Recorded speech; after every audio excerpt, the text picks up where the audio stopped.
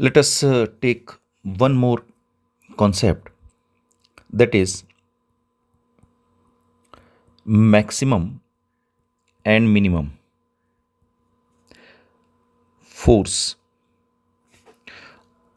on incline. Maximum and minimum force on incline plane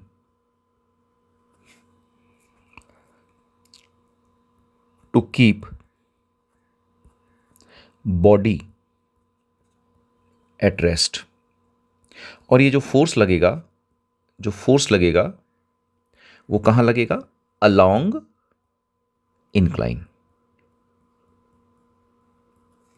Along incline लगेगा. Let us try to understand what is the concept, and it is an important concept. So यहां पर मान लो एक incline plane है इस तरह से. This is an inclined plane and this is angle theta. यहां पर एक ब्लॉक है m मास का. ठीक है.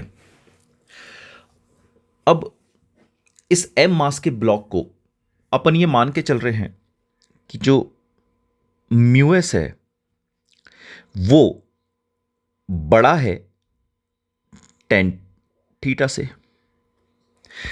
ये हम कॉन्सेप्ट देख चुके हैं कि म्यूएस अगर tan थीटा से बड़ा होता है इसका मतलब है बॉडी अपने आप काय में रखी हुई है, इक्विलिब्रियम यानी रेस्ट में रखी हुई है. ठीक है. नाउ बॉडी अगर रेस्ट में रखी है तो ऑब्वियसली नीचे की तरफ कितना फोर्स लग रहेगा? यहां तो लग रहा है mg sin थीटा ऑब्वियसली. तो फ्रिक्शन उसको रोक के रख लेगा और यहां स्टैटिक फ्रिक्शन लगेगा जो मैक्सिमम होना जरूरी नहीं है. ये हम पहले देख चुके हैं क्योंकि फ्रिक्शन को अभी रोकने के लिए कितने की जरूरत है? mg sin theta. हमने पहले ही बोल दिया कि म्यूएस बड़ा है. अगर म्यूएस बड़ा होता है tan थीटा से तो इसका मतलब ये होगा कि अगर म्यूएस बड़ा है तो इसका मतलब ये होता है कि बॉडी रेस्ट में ही रहेगी, यानी फ्रिक्शन जो मैक्सिमम वैल्यू है उसको रोकने में सफिशिएंट है. तो एफएस कितना होगा यहां पे?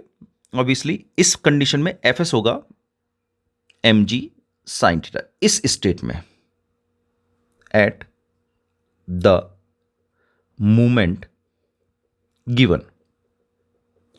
और एफएस की मैक्सिमम वैल्यू क्या होगी?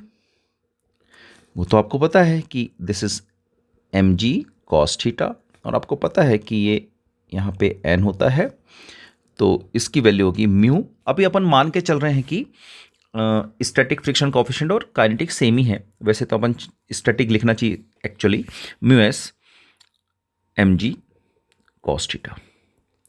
So this is the maximum value. Okay.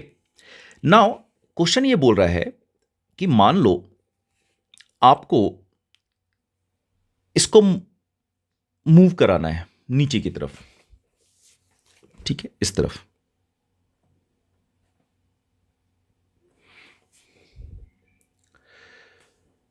ठीक है. तो आपको कितना मैक्सिमम फोर्स लगाना पड़ेगा? ये अपना केस 1 है.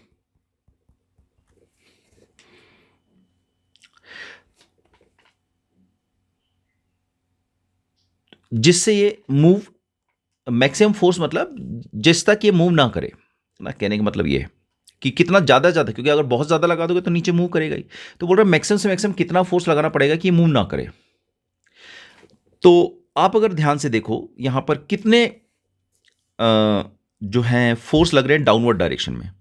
तो डाउनवर्ड डायरेक्शन में फोर्स लग रहा है एक तो ये जो आप लगाना चाह रहे हो जिससे बॉडी मूव ना करे, प्लस mg sin थीटा. और अब ऊपर की तरफ कितना फोर्स लग रहा है? fs. तो जरा इसको देखें, यहां पे थोड़ा सा समझ लें कि अगर मान लो मैं ये मैक्सिमम नहीं बोलता हूं तब इसने क्या किया हुआ है? f plus mg sin theta को किसने बैलेंस किया हुआ है? f. अभी बॉडी मूव नहीं कर रही है लेकिन आपसे बोल रहा है कि कितना मैक्सिमम फोर्स लगाना पड़ेगा कि बॉडी मूव ना करे. तो ऑब्वियसली ये तो एक कांस्टेंट होता है तो इसकी वैल्यू आपको क्या करना पड़ेगा? मैक्सिमम. यानी जब ऊपर की तरफ ये जो फ्रिक्शन है ये मैक्सिमम लगेगा तो आपका भी फोर्स मैक्सिमम हो जाएगा जिससे बॉडी मूव ना करे. क्यों? क्योंकि mg sin theta plus F max को कौन बैलेंस करेगा? ये वाला फोर्स बैलेंस करेगा। तो एफ मैक्स हो जाएगा, इसकी जो वैल्यू है वो ये वाली है, mu S M G cos theta minus M G sine theta. So this will be M G निकला बाहर, mu S cos theta minus sine theta.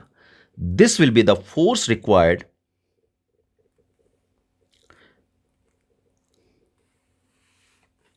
so that body does not move down the incline due to force F।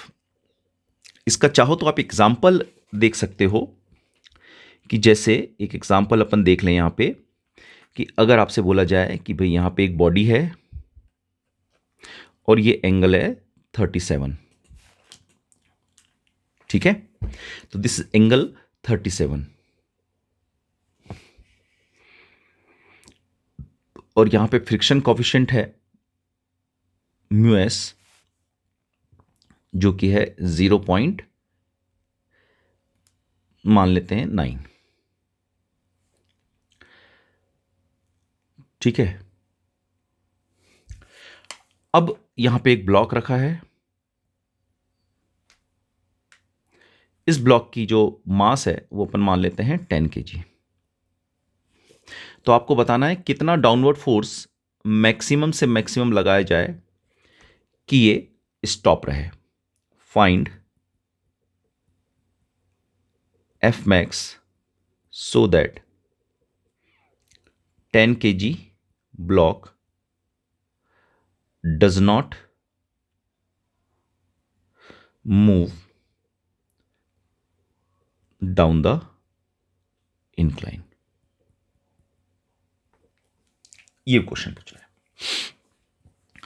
तो आप चाहो तो concept से कर सकते हो और चाहो तो ये फॉर्मूला लगा के भी कर सकते हो। इसको आप सॉल्व करेंगे तो इसका जो आंसर आएगा वो आएगा maximum force down the incline is equal to 12 newton. इसको आप खुद सॉल्व करें, आप फॉर्मूला लगा के भी कर सकते हैं और कॉन्सेप्ट से। मेरा ऐसा सजेशन होगा कि आप दोनों से करें, क्योंकि ये फॉर्मूला कई बार आप भूल सकते हो एग्जाम में, तो आप दोनों से करें, कॉन्सेप्ट लगा के भी करें और फिर फॉर्मूले से भी करें। Let us take case number 2। अब इसमें क्या बोल रहा है? Maximum force applied along incline so that body does not move, और जो फोर्स लगाना है आपको वो अप द इंक्लाइन लगाना है। मतलब इस बार आपको क्या बोल रहा है? इस बार बोल रहा है कि आपको ऐसा फोर्स लगाना है यहां पर ज्यादा से ज्यादा जिससे बॉडी मूव ना करे, नॉट टू मूव। तो जब आप मैक्सिमम फोर्स अभी फ्रिक्शन किधर लग रहा था जब आपने फोर्स नहीं लगाया था? जब आपने फोर्स नहीं लगाया था तो फ्रिक्शन इस डायरेक्शन में लग रहा था, स्टैटिक, जो mg sin थीटा को बैलेंस कर रहा था। जैसे जैसे आप फोर्स बढ़ाना चालू करोगे बॉडी की टेंडेंसी ऊपर जाने की होती रहेगी। तो एक समय ऐसा आएगा जैसे मान लो mg sin थीटा की वैल्यू 10 न्यूटन है एग्जांपल के लिए, तो आपने जब फोर्स लगाया और मैक्सिमम स्टैटिक फ्रिक्शन की वैल्यू कितनी है एग्जांपल के लिए? मैक्सिमम स्टैटिक फ्रिक्शन की वैल्यू एग्जांपल के लिए मान लो 15 न्यूटन है ना, समझने के लिए कि क्योंकि हमने पहले ही बोल दिया कि जो म्यू एस है वो बड़ा है 10 थीटा से, मतलब फ्रिक्शन रोक सकता है। तो अगर मैक्सिमम स्टैटिक फ्रिक्शन की वैल्यू 15 न्यूटन है तो ऑब्वियसली ये 10 न्यूटन को रोक लेगा। आपने यहां पे फोर्स लगाया और मान लो कि अभी फोर्स आपने जो लगाया है वो मैक्सिमम नहीं है, तो आपने मान लो कितना फोर्स लगाया? आपने यहां पे 2 न्यूटन फोर्स लगा दिया। तो ऊपर की तरफ जो फोर्स है, अगर आप देखें बॉडी की मूव करने की टेंडेंसी किधर है? जब आपने इसमें एक एग्जांपल और लेते हैं, जब आपने कोई फोर्स नहीं लगाया, तो यहां जब कोई फोर्स नहीं लगाया, जैसे पहला ले लेते हैं, जब आपने कोई फोर्स नहीं लगाया, आपका फोर्स 0 है, तो इस बॉडी पर, ये जो बॉडी है यहां पे, इस पर डाउनवर्ड डायरेक्शन में कितना फोर्स लग रहा है? 10 न्यूटन। तो फ्रिक्शन मैक्सिमम से मैक्सिमम कितना लग सकता है? 15। तो फ्रिक्शन पीछे की तरफ लग जाएगा स्टैटिक, और वो 10 लग जाएगा, 15 में से 10 का यूज होगा और बॉडी काय में बनी रहेगी? रेस्ट में। मान लो आपने ऊपर की तरफ फोर्स लगा दिया 2 न्यूटन, ये वाला जो फोर्स है आपका, ये अब 0 की जगह कितना हो गया है? मान लो ये 0 की जगह कितना हो गया है? 2 न्यूटन। तो अब फिर फ्रिक्शन लास्ट में एक्ट होता है, ये ध्यान रखना हमेशा। फ्रिक्शन सोचेगा कि भाई बॉडी पर इधर 10 लग रहा है, इधर 2 न्यूटन ये वाला फोर्स लगा दिया। अब बॉडी की टेंडेंसी क्या है? बॉडी की टेंडेंसी है 8 न्यूटन से नीचे जाने की। तो फ्रिक्शन सोचेगा मुझे कितने लगने की जरूरत है, तो फ्रिक्शन सोचेगा मुझे तो बस अब 8, अगर अपवर्ड लग जाऊंगा तो मेरा काम हो जाएगा, तो फ्रिक्शन 8 लगेगा। ऐसा नहीं कि फ्रिक्शन 10 ही लगता रहेगा, फ्रिक्शन लास्ट में डिसाइड होता है कि क्या करना है। अगर मान लो आपने फोर्स की वैल्यू बढ़ा के कर दी 10 न्यूटन, तो अब फिर फ्रिक्शन सोचेगा कि भाई ये बॉडी है इंक्लाइन प्लेन पे रखी हुई, इस पर mg sin थीटा की वैल्यू 10 है, और ये जो फोर्स लग रहा है ऊपर की तरफ एक्सटर्नल वाला वो 10 है। अब बॉडी को रोकने के लिए मुझे कितने की जरूरत है? तो बोलेगा बॉडी को रोकने के लिए मेरी जरूरत ही नहीं है, बिकॉज 10 न्यूटन ने 10 न्यूटन को बैलेंस कर लिया है। तो इस केस में फ्रिक्शन हो जाएगा 0। यानी फ्रिक्शन सबसे आखिरी में अकाउंट करता है, फ्रिक्शन पहले नहीं लगता है। फ्रिक्शन सोचता है कि बॉडी की टेंडेंसी किधर मूव करने के लिए और किस डायरेक्शन में है, उसके बाद फ्रिक्शन एक्ट होता है। अब अगर आपने फोर्स को फोर्थ ले लिया, मान लो फोर्स को आपने 10 न्यूटन से बढ़ा के 12 न्यूटन कर दिया, तो फिर फ्रिक्शन देखेगा कि क्या हो रहा है भाई। तो फ्रिक्शन बोलेगा भाई इधर लग रहा है 10 न्यूटन जो कि mg sin थीटा वाला है, और इधर लग रहा है 12 न्यूटन। अब बॉडी की टेंडेंसी किधर है? तो अब फ्रिक्शन बोलेगा कि बॉडी की टेंडेंसी तो इधर है 2 न्यूटन से जाने के लिए, तो मुझे रोकने के लिए क्या करना पड़ेगा? मुझे रोकने के लिए फ्रिक्शन पीछे की तरफ लगना पड़ेगा 2 न्यूटन। क्या मैं लग सकता हूं? यस, क्योंकि मेरी मैक्सिमम वैल्यू तो कितनी है 15, तो डायरेक्शन तुरंत चेंज कर लेगा। इसी तरह से अगर आप F की वैल्यू मान लो आपने 80 न्यूटन कर दी, ठीक है, तो फिर फ्रिक्शन सोचेगा कि भाई नीचे कितना लग रहा है 10 न्यूटन mg sin थीटा कारण, ऊपर कितना लग रहा है 80 न्यूटन मेरा वाला फोर्स, एक्सटर्नल फोर्स जो है। तो बॉडी किधर जाने की टेंडेंसी? तो बोलेगा बॉडी की टेंडेंसी इधर जाने की 8 न्यूटन से है। तो फ्रिक्शन बोलेगा मुझे रोकने के लिए कितने की जरूरत है? वो बोलेगा मुझे डाउनवर्ड डायरेक्शन में लगना है 8 न्यूटन। फिर वो देखेगा कि मेरी मैक्सिमम कैपेसिटी कितनी है 815, तो बोलेगा यस मैं आसानी से लग सकता हूं, तो वो नीचे की तरफ 8 न्यूटन लग जाएगा। इस तरह से बॉडी अभी भी कायम में बनी रहेगी रेस्ट में, और ये भी कायम में बना रहेगा रेस्ट में। तो आप देख रहे हो फ्रिक्शन सबसे आखिरी में अकाउंट करता है। तो ज्यादा से ज्यादा क्या हो सकता है? अगर आपने लास्ट में फोर्स कर दिया, मान लो ये बॉडी है और आपने इधर फोर्स जो कर दिया वो कर दिया 25 न्यूटन, नीचे कितना फोर्स लग रहा था 10 न्यूटन। अब फ्रिक्शन फिर सोचेगा बॉडी की टेंडेंसी किधर जाने की है? वो बोलेगा इधर जाने की, कितने से 15 से। तो मैं क्या कर सकता हूं? बोलेगा मेरी मैक्सिमम वैल्यू 15 है, तो बोलेगा ठीक है मैं मैक्सिमम लग जाता हूं, और बॉडी अभी भी कायम में बनी रहेगी रेस्ट में।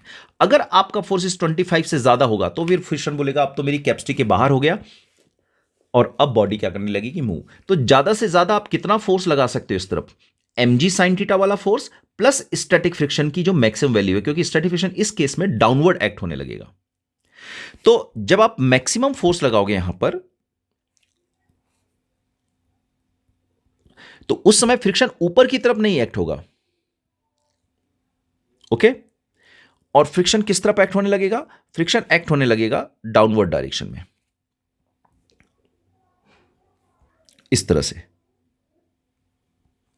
और जब आपका फोर्स मैक्सिमम होगा तो स्टैटिक फ्रिक्शन भी डाउनवर्ड मैक्सिमम होगा। तो बॉडी को स्टॉप करना है तो आपका फोर्स किसको बैलेंस कर लेना चाहिए? mg sin theta plus friction दोनों को। तो इस बार अपन क्या करेंगे? हम बोलेंगे भाई हमारा जो फोर्स है F मैक्सिमम, उसने क्या किया है? mg को भी sin थीटा को भी बैलेंस किया है और मैक्सिमम स्टैटिक फ्रिक्शन को बैलेंस किया। तो F मैक्सिमम जिससे वो ऊपर मूव ना कर सके मैक्सिमम से मैक्सिमम, तो बोलेगा mg sin theta plus fs max. और आप जानते हो कि mg sin थीटा ये तो ऐसे ही रहेगा, प्लस इसकी वैल्यू हो जाती है mu S mg cos theta, normal reaction cos theta के बराबर होता है। सो this will B mg sin theta plus mu s cos theta. So this is the maximum force along the incline in upward direction so that body does not move.